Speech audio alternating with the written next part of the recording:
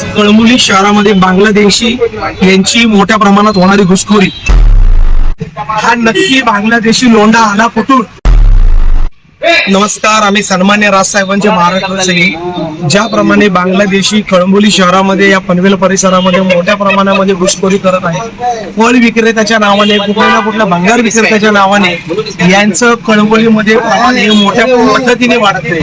हा नक्की बांगलादेशी लोंढा आला कुठून याची चौकशी होणं नक्की गरजेचं आहे.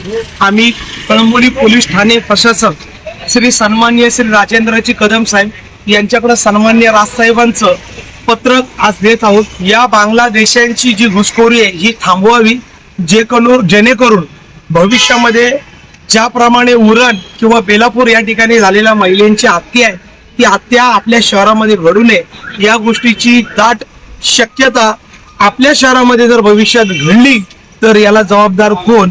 आपलं पोलीस प्रशासन याच्यासाठी सतर्क असावं.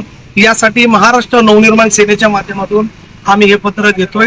हे पत्र आज कळंबोली शहरामध्ये असणारी शांतता नांदावी याच्यासाठी देण्यात येत आहे.